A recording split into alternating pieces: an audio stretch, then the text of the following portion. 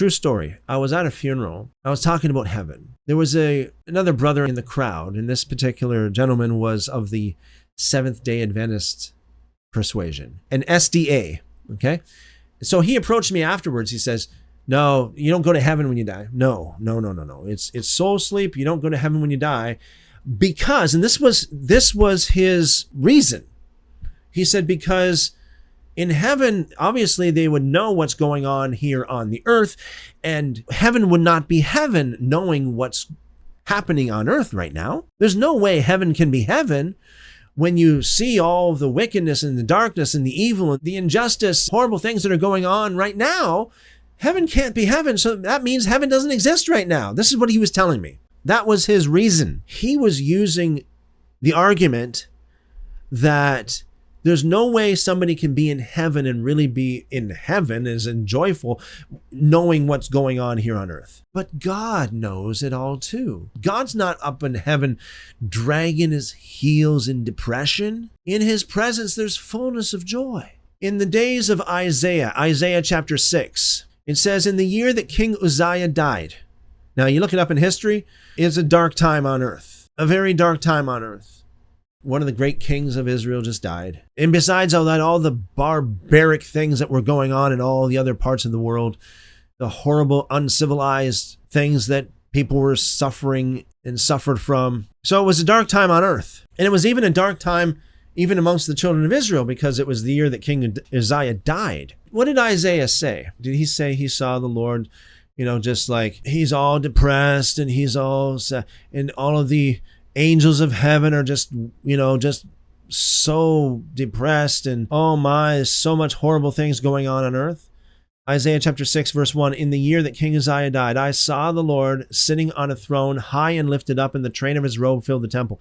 The train, by the way, is his tail, if you will, it's almost like a tuxedo. The longer the train, the more glory is due to the one who's wearing it. If you have a king, and the king had a long train, that king deserved a lot of praise and a lot of glory. You see pictures of, like, sometimes you got these where you got people carrying the train of the robe or the train of the garment behind the king as the king is walking. The longer the train is, the more glory, the more praise is due to the king. So this here saying that the train of his robe filled the temple, like it became the wallpaper. This is how much glory and praise was due him. Verse 2, above it stood seraphim, the angels of fire. Each one had 6 wings. With 2 he covered his face, with 2 he covered his feet, and with 2 he flew. Then one cried out to another and said, what does it say? Holy, holy, holy is the Lord of hosts. So this is what the angels cried. The angels cried one to another, holy, holy, holy is the Lord of hosts. What does it say here? The whole earth is full of darkness. Is that what it says? The whole earth is full of violence and barbaric people that are doing some horrible things to people.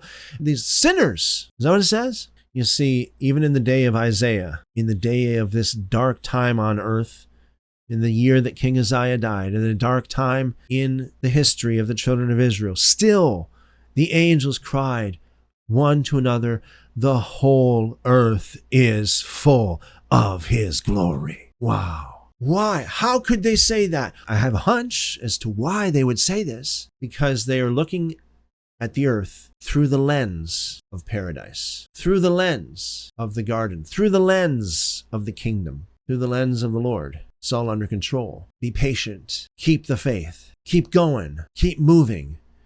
Maybe a dark time in your life. Keep going. Don't give up. Through faith and patience, you will receive the reward. Through faith and patience, you will receive the reward. This whole concept that heaven can't be heaven because heaven sees what's going on here on earth. No, I don't think so. I think that, even though heaven sees what's going on earth, yet heaven still is heaven. And the glory of God is still the glory of God. Joy is still in the presence of the Lord. Why? Because they look at everything through a different lens. They see through the eyes of the garden of the paradise of God. So I think this is the reason why when people really come to the knowledge of the Lord and they really repent, they're a lot more joyful, right? They can endure hardship a lot easier, a lot more joy, a lot more hope, a lot more love, because they're looking at everything through the filter of God. They're looking at everything through the filter of paradise.